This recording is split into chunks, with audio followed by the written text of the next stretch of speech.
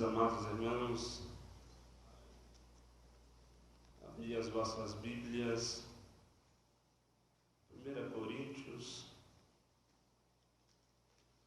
a epístola que escreveu o apóstolo Paulo aos Coríntios, seu capítulo de número 2, e versículo de número 2. Enquanto eu escuto esfoliar da Bíblia, eu desde já agradeço a Deus pela oportunidade que Deus nos dá nesta noite. Agradeço ao pastor, presidente desta obra pastoral, ao pastor Davi, pela oportunidade que Deus tem nos dado, pelo nosso evangelista Fernando, que para mim é um pai.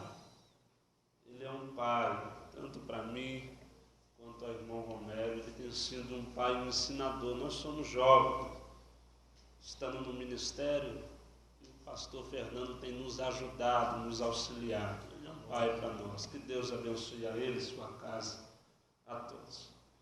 Amém, meus irmãos? Temos a palavra de Deus. Porque nada me propus saber entre vós, senão a Jesus Cristo, este crucificado. Porque nada me propus saber entre vós, senão a Jesus Cristo, este crucificado. Os irmãos tomem seus assentos.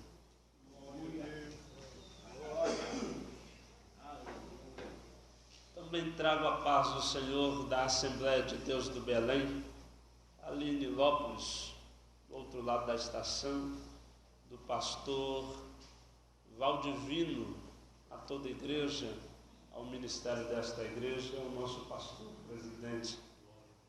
Trago a paz do Senhor da minha esposa a todos vocês. Está em casa intercedendo, nosso filho está um pouco resfriado. Hoje está um pouco frio, é melhor não sair muito, né? Ele não completou nem um ano ainda. Nós temos este cuidado com ele. Amém, meus irmãos? Amém. Amados irmãos, preste atenção comigo. Nós estamos diante do início da epístola que Paulo escreveu a Corinto. Quando ele escreve esta epístola, é facilmente perceber que ao decorrer de sua epístola, ele está para disciplinar, exortar, ensinar a igreja de Corinto, pois a igreja de Corinto está vivendo uma fase que existe uma motivação de organizar tudo o que está acontecendo.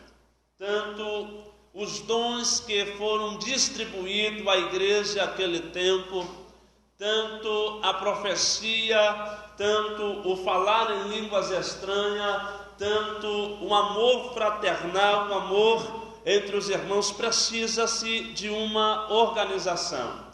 Porém, quando nós olhamos o capítulo de número 2, logo percebemos o caráter da pregação deste apóstolo, quando em Atos dos Apóstolos é demonstrado que ele recebe uma mensagem de Deus e percebe que tem que fazer uma viagem.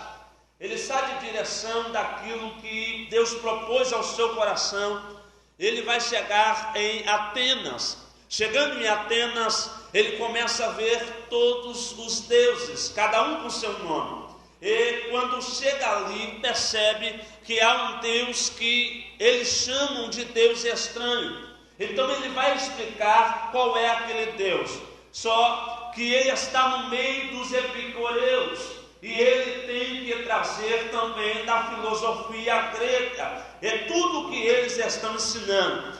Então há um debate entre uma filosofia cada um vai se expressar de uma maneira, cada um vai trazer o seu ideal, a sua ideia, cada um vai trazer o seu conceito. Trazendo assim, o apóstolo Paulo começa a explicar, traz tanto a filosofia da época, como também ele vai trazer o Cristo crucificado. Ele vai demonstrar que aquele é o Deus que ele serve, aquele Deus que não tem nome, aquele Deus que está ali e ninguém sabe quem ele é, mas ele diz: esse é o meu Senhor. E lá em Jerusalém, ele subiu até o Calvário e foi crucificado no Calvário. Só que tem um porém: este ressuscitou ao terceiro dia e trouxe salvação a todo o que nele crê, para que todos aqueles não venham a perecer. Então há uma visibilidade de todos, só que tem um porém: quando eles escutam isto, para eles são uma mera filosofia, é uma mera ideia, é um mero conceito, não tem como aceitar aquilo. Então Paulo vai sair de Atenas, após explicar, ele vai até a cidade de Corinto. Quando chegam em Corinto, ele começa a pregar. Só que ele prega a primeira vez uma filosofia, prega a segunda vez outra filosofia. Então ele percebe dentro do coração a necessidade de pregar a cruz, a necessidade de falar da cruz, a necessidade de trazer um Cristo ressurreto, que morreu, ressuscitou, mas fez isso pela nossa salvação. Esta necessidade de seu coração. E quando existe esta necessidade em seu coração, a Bíblia diz que o próprio Deus fala com ele, dizendo: vá e pregue, não temas, eu estou contigo, vá e pregue. Pela história da igreja de Corinto, quando ele começa a pregar, 5.000 pessoas levantam a mão e aceitam Jesus como o único Salvador. Ali a igreja está sendo montada. A igreja toda está sendo montada, só que tem um porém. O que vai me chamar a atenção, que o caráter da pregação de Paulo não era o pega, não era o receba, olha a chave aí. O caráter da pregação de Paulo era a crucificação de Cristo. O que chamava a atenção de Paulo ao olhar a crucificação de Cristo, bem lembramos, irmãos, que o apóstolo Paulo não foi discípulo de Jesus. O apóstolo Paulo não está no caráter que Pedro deu para aquele que fosse apóstolo, porque o próprio Pedro em Atos 1 vai dizer assim: aquele que for apóstolo tem que ter andado com Jesus, tem que ter visto os milagres de Jesus, tem que ter visto Jesus entrar e Jesus sair. Ele tem que ter pelo menos sido do batismo de João. Quem é o apóstolo Paulo? Apóstolo Paulo, um fariseu, um apóstolo a qual seu pai, que cuidava de tenda, que fazia tenda, pegou toda a sua economia, deu as melhores escolas dos fariseus e disse: meu filho tem que estudar aí. O único batismo que ele passou foi das águas no templo, que quando jogavam-se na mão e lavavam-se a mão, para que então purificasse aquele que estivesse entrando no templo. Agora ele para e diz assim: o caráter da minha pregação é a crucificação. O que ele enxergou nisto, meu irmão? O que ele viu nisto? Ele estava indo para Damasco. Uma luz resplandeceu, ficou cego. Mas depois que entra em Damasco, dentro de uma casa, as escamas caem, Jesus o enche do Espírito Santo, mas ele diz: o caráter da minha pregação é a crucificação. Ele estava indo em Jerusalém e quando foi entrar na sinagoga, alguém para e começa a olhar ele e dizer: você perseguiu a igreja. Tu não estava na crucificação, mas ele diz: o caráter da minha pregação é a crucificação. Eu parei por estes dias e doeu meu coração a entender o que ele enxergou pela crucificação. Porque a crucificação Era um ato que só se dava àquele que fosse um assassino ou ladrão. Era um ato que Alexandre, quando leva ao Ocidente, para que não mais houvesse canibalismo, mas que se matasse na cruz. O que ele vai enxergar na cruz? Caminhe comigo, meus irmãos. O que ele vai ver na cruz? O que é que acontece na cruz?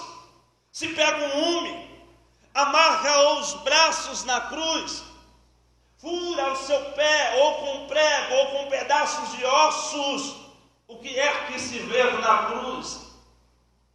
Enquanto as suas mãos estão abertas, o seu peito vai imprimir o pulmão, e por falta de respiração vai se morrendo aquele que está. O que é que o apóstolo Paulo viu na cruz?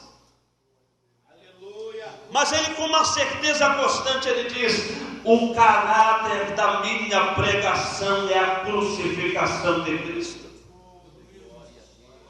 Aí eu me apliquei a escutar isso e a entender.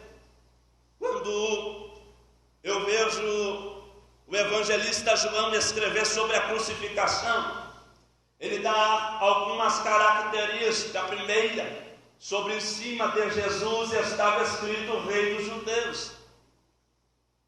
Ele dá mais uma informação, que os soldados olharam e disseram: não escreva Rei dos Judeus, mas escreva que ele disse que é. Mas há uma informação maior dizendo: o que escrevi, escrevi. E ele vai analisando de canto a canto a cada característica. Agora, diferente de João, vai escrever Lucas, vai escrever Marcos e vai escrever Mateus. E Mateus tem uma informação junto com Marcos, que havia mulheres aos pés da cruz. E estavam ali Maria, Maria Madalena, Maria mulher de Clopas, estava ali Salomé, estava ali a irmã de Maria, estava ali Marta, todos aos pés da cruz, mulheres aos pés da cruz. E quando estavam ali, Mateus e Marcos confirmam dizendo que estavam longe da cruz. Só que quando João vai informar, João diz assim: e elas estavam junto da cruz. Não é que há uma contradição, é que Mateus vai pegar com algo já narrado, Marcos já narrado, e João estava aos pés da cruz também. E João, estando aos pés da cruz, ele está enxergando tudo aquilo que está acontecendo. E aqui vai o primeiro caráter da pregação da cruz. É que quando Jesus estava lá na cruz, está Maria Madalena, está Maria, está a irmã de Maria, está Maria mulher de Clopas, está Salomé, e a Bíblia diz, e outras mulheres junto à cruz. Enquanto Mateus poderia ter sido andado com Jesus para baixo e para cima, enquanto Mateus foi escolhido entre os 50, mas quem estava lá eram as mulheres. Enquanto João viu muitas coisas, mas a informação dele que estava lá, as mulheres. Escuta isso que eu estou dizendo. De repente pessoas abandonaram a cruz. De repente disseram: essa cruz eu não levo, essa cruz eu não sigo. Mas eu dou graças a Deus que tem gente que está aos pés da cruz. Tem gente que está junto da cruz. Tem gente que está agarrado na cruz. Eu me pergunto por quê? Porque tem gente agarrada na cruz. A Bíblia diz que está chegando perto ao meio-dia. Caminhe comigo.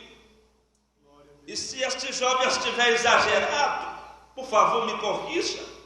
Se é meio-dia, e a Bíblia está dizendo que está escurecendo, não está escuro, mas está escurecendo, o sol ainda aparece.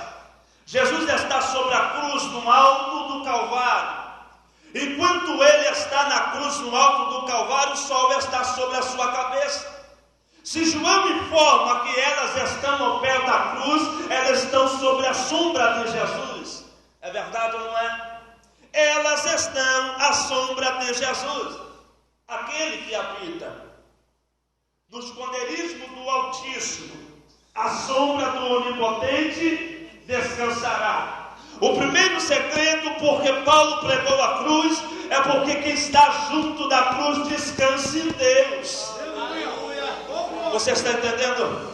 Quanto mais você anda fora da cruz, quanto mais tu abandona a cruz, quanto mais tu sai de perto da cruz, mais o desespero bate dentro de você. Mas quando nós estamos junto da cruz, o descanso de Deus aparece sobre as nossas vidas. Quantos creem nisso? Dá glória a Deus. É por isso que Paulo pregava. Só que existe uma segunda característica. A cruz era feita de várias formas. Exemplo, de uma forma de X, os cartagineses, eles faziam isso. De uma forma de Y, como o apóstolo André um dia foi crucificado desta forma. Só que a de Jesus era diferente. Era como um sinal de mais. Duas madeiras. A primeira encravada na terra de direção para o alto. A segunda entre a horizontal, a qual quem estuda sabe o que eu estou dizendo, dá duas informações. Aquilo que desce de Deus e vem para a terra, e que vem da terra e sobe para o céu. O horizontal é o que desce de Deus, vem para a terra e é expandido para frente. Isso dá informação do Evangelho de Cristo Jesus. Aquele que busca, recebe de Deus e dá. É informação da cruz. Só que tem um porém. Está aos seus lados dois da mesma forma. Aí que eu amo a mensagem da cruz. Um diz, desce daí. Desce daí, se tu és o Cristo. Se tu és filho de Deus, desce daí. O outro diz, não faça isto. Nós pecamos. Merecemos estar aqui. Mas ele nada fez para estar aí. Então, no meio da cruz, Jesus disse, olha, homem, pela informação que você deu, por você ter falado, lembre de mim, ainda hoje estarás comigo no paraíso. A cruz nos traz isso. Primeiro, arrependimento. Eu mereço estar aqui. Segundo, a certeza e a convicção que o único que pode levar para o céu é Jesus. A terceira é que ele olha para nós e diz, hoje mesmo estarás comigo. Aleluia. Isso não foi só para o ladrão da cruz, não foi para você também aí. As irmãs daqui, os irmãos lá de trás, foi para vocês aí também. O irmão da portaria, os irmãos daqui da esquerda, o irmão ali. Os ministros que estão, foi para nós, ele disse, vai estar comigo e pronto. Vai estar. Vai estar comigo e pronto. Porque a cruz traz isso. A cruz traz estas coisas. Só que a cruz vai trazer uma terceira informação. Que antes de um homem chegar na cruz, ele vai passar pelo açoite. 39 chicotadas deram Jesus. Esse chicote, em suas pontas, tinha algumas navalhas. Quando chicoteavam Jesus, o chicote agarrava em suas costas. Quando arrancava, a carne saía viva e o sangue jorrava. Cravos fizeram uma coroa e puseram sobre a sua cabeça e fincou na sua cabeça. Há tanto que quando vão tirar, precisam de ferramentas para puxar aquilo que está sobre a sua cabeça e pedaço da sua carne ia saindo. O sangue ia secando sobre as suas costas, puseram nele um manto vermelho. E quando puxaram o manto, um pedaço de carne ia saindo. A cruz, o lado horizontal, puseram sobre a costa de Jesus. Só que tem um porém. Quando ele estava com veste e com manto vermelho, a Bíblia diz que tiraram sorte e tiraram a veste de Jesus. Se tiraram a veste de Jesus, quem concorda dá um amém, ele foi à cruz nu. Chegou lá em cima nu. Agora ele é o rei. Mas como assim ele chegou nu? O porquê? O para quê? Como? Ele é o rei. Não é informação da cruz? No nosso coração ele não é o rei, ele é o rei. Por que não? Eu estava vendo uma característica de Davi. Davi, por certa vez, quando perde seu filho, após o profeta falar e tudo que aquilo acontece, ele desce do trono, olha para o seu servo e diz: traga minha roupa. Que roupa? Aquela que quando eu estava no pasto, tocando uma harpa, e quando eu estava tocando, eu tinha uma vestezinha que papai me deu para tomar conta de ovelha. E aquela veste suja, mas aquela que eu quero usar, traga ela. Davi desce do trono, e descendo do trono, a Bíblia diz que ele se ajoelha em seu quarto, levanta a mão e diz: Deus, não retire de mim o teu espírito, não retire de mim, Deus. Aleluia. Mas que característica tem essa? Davi pecou, Jesus não. Eu te mostro. Jesus veio lá de cima, desceu com a sua veste. Só que quando chegou aqui embaixo, ele olhou para mim, para você e disse: eu ando como ele anda. Nós estávamos todos na presença de Deus. Quantas vezes Deus nos procurou, como fez Adão, e Adão nos escondendo, dizendo: Deus, eu estou aqui. E Deus olhando para ele disse: olha, porque vocês estão deste jeito, eles se escondendo, para que a vergonha fosse mostrada. Toda a nossa vergonha foi mostrada na cruz do Calvário. Eu já tinha pulado, dado glória a Jesus, falado em língua estranha.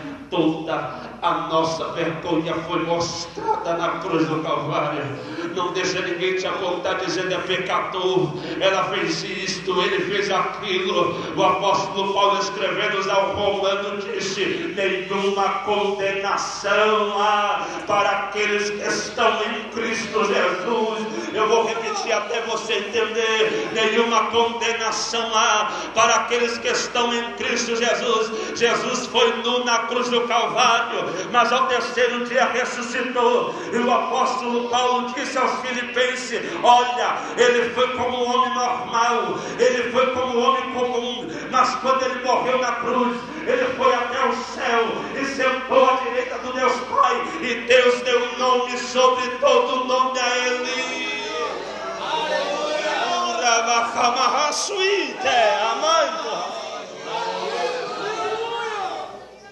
Deus deu a ele. João, quase caindo, disse: eu estou caindo como morto. Aleluia.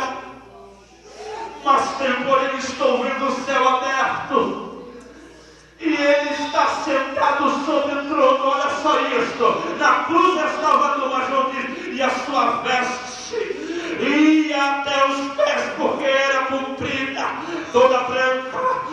Ele estava com seus cabelos brancos, seus pés como latão reluzente, seus olhos como chama de fogo, e tem porém sobre ele escrito: Rei dos Reis e Senhor dos Senhores. Aleluia. Oh, glória. Você pode adorar este Jesus que morreu por você. Você pode adorar. Eu vou te dar oportunidade. Adora o nome dele.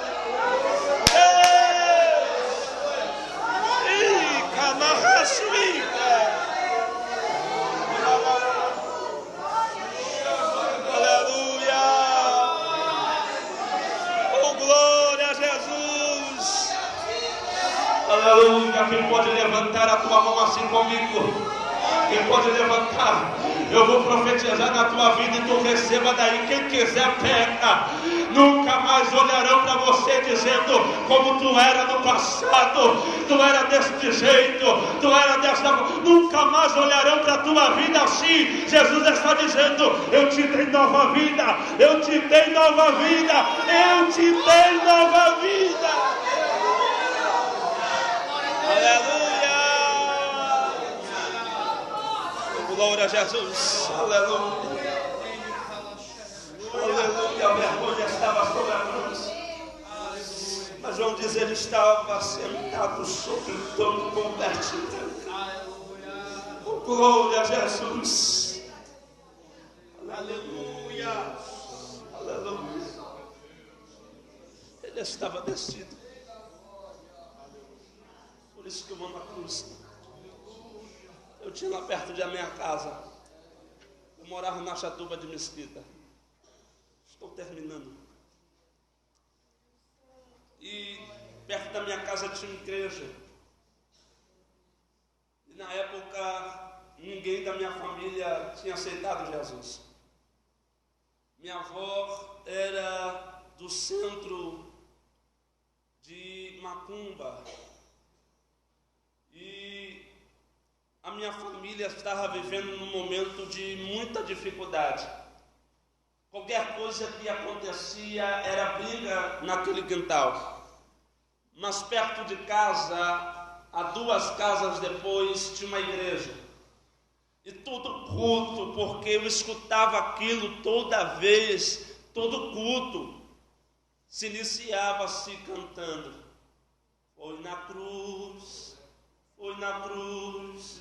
onde um dia eu vi meu pecado castigado em Jesus.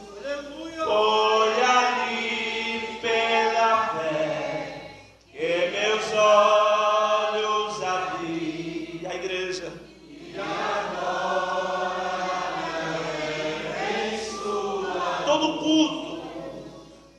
Todo culto se cantava aquilo.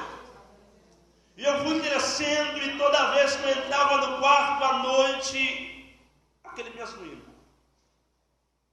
Eu entrei numa vida diferente. Com 16 anos de idade eu experimentei a maconha. Com 17 eu fui a cocaína. Com 18 anos eu experimentei o crack. Dali adiante a vida acabou.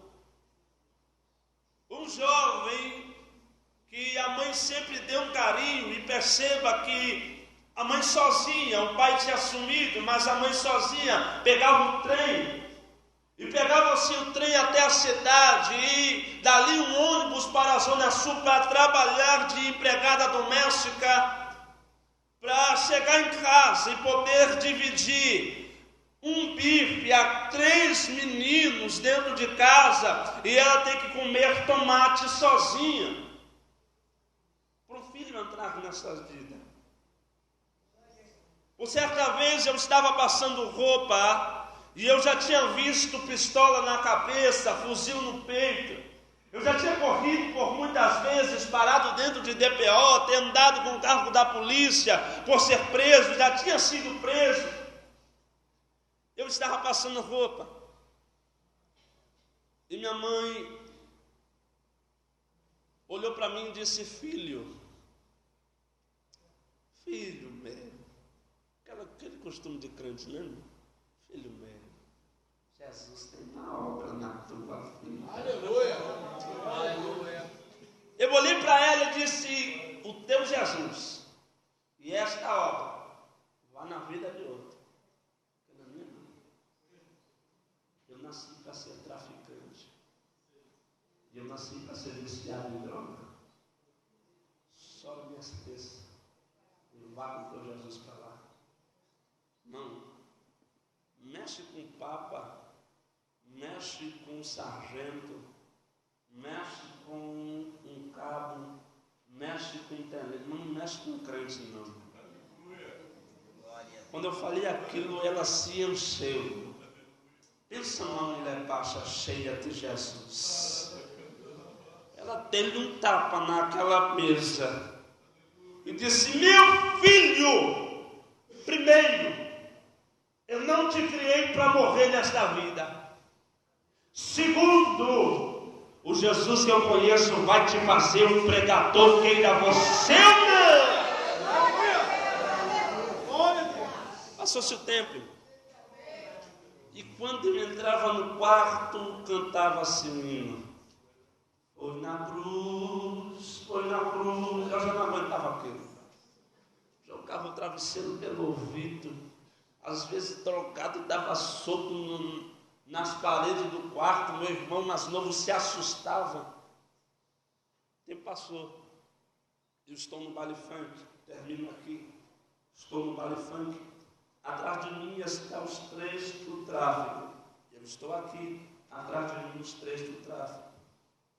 Os três estão nas minhas costas, uma voz bradou no meu ouvido: sai daqui, porque eu sou o Deus da tua mãe e tenho uma obra na tua vida. Pai, pensa num cara que usava muita droga. Eu cheguei a fumar 30 cigarros de maconha por dia. Eu olhei para o lado, olhei para o outro e disse: pronto, estou ficando doido. E a voz bradou mais uma vez dizendo: sai daqui, porque eu tenho uma obra na tua vida. Meu coração disparou, meu irmão. E eu em silêncio disse comigo: será que é o Deus da minha mãe?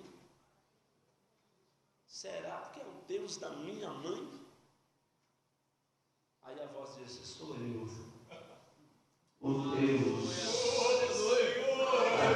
da tua mãe, e eu tenho uma obra na tua vida. Eu saí correndo, dentro do baile funk, eu saí correndo. Eu corri, cheguei em casa, o salmista disse: deitei, dormi, acordei, levantei, porque o Senhor me sustentou. Assim foi na minha vida. Mas eu pensei comigo assim: vou na rua, lá no beco, aonde eu passo todos os dias. Fui correndo até o beco. Quando eu cheguei lá perto dos meninos, eles deram um passo para trás e disseram: fica aí.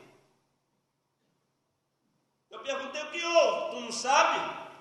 Quando tu virou aquela esquina, tu não escutou nada? Eu disse: não, estou muito tranquilo. Eu disse: quando tu virou a esquina, o carro da polícia entrou por trás do baile, já saiu atirando. Os três que estavam nas suas costas estão mortos. O menino que estava falando comigo disse: eu pulei o muro, entrei dentro de uma casa e me escondi dentro desta casa. Outros, pelo desespero, foi atropelado pela multidão que corria. Mas ele olhou para mim e disse: mas só você aquela noite teve livramento. Eu ali mesmo levantei minha mão e disse: Jesus, eu te aceito como único Salvador. Corri para casa, saí correndo. Cheguei em casa, o coração disparado, suando. Minha mãe olha para mim e disse: o que houve? Quem está correndo atrás de você? Quem quer te pegar? Eu disse: já pegou, mãe. Aleluia. Já pegou, minha mãe. Ela disse: o que houve? Eu aceito Jesus e quero ir para a igreja agora com a senhora, minha mãe. Aleluia. Pertinho para passar o microfone, meu pastor. Um ano passou, convidado para pregar numa igreja, e eu confesso aos irmãos, e de repente tem lugar que eu fui, eu falei que depois de um ano eu estava pregando, se assustou. Eu aceitei Jesus, o baile era no sábado, domingo de manhã aceitei Jesus, domingo à noite eu estava na igreja.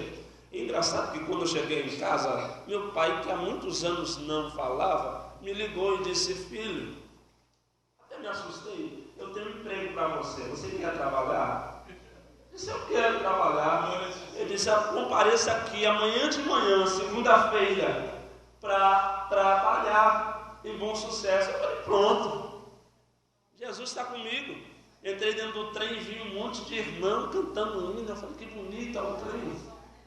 Um monte de irmão cantando um hino, e era o único hino que eu sabia. Foi na cruz,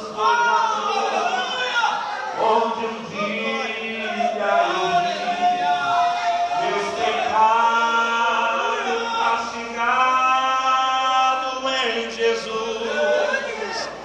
Foi ali pela fé que meus olhos abri, e agora me alegro em sua luz. Eles terminaram de cantar e cantaram outro hino. Mas o pastor que estava dirigindo o culto viu eu cantando um hino e disse assim: ei, Jó, você está com a palavra. Rapaz, eu aceitei Jesus no domingo. Mas quando eu entrei naquele trem, eu tomei uma decisão, porque eu tinha coragem de botar uma pistola na cintura, e quando vi um carro da polícia, de querer atirar.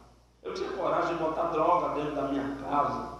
Eu tinha coragem de pegar droga e esconder. Eu tinha coragem de pegar droga e vender para o outro. Então eu tinha que ter coragem de pregar a palavra de Jesus Cristo. E eu comigo naquele pensamento. E quando todo mundo parou, ele disse: é você, vai, fala, prega. Bom dia para todos. Quando eu falei bom dia, me desceu algo diferente. Um fogo ardeu dentro de mim.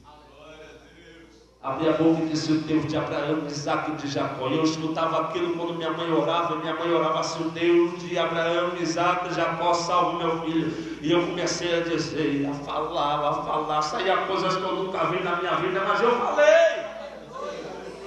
Quando eu terminei, o culto estava pegando fogo. O pastor olhou para mim e disse: ei, jovem, há de ti, se fechares a tua boca, tu verás comigo quem eu sou. No outro dia que aceitei a Jesus, eu estava pregando, passa-se um ano. Passando um ano. Eu estou numa igreja, a igreja está lotada. E eu fui falar de Jesus. Enquanto eu estou falando de Jesus, tem uma mulher lá atrás chorando muito. Alguém chega perto de mim e disse: não, chama ela para orar.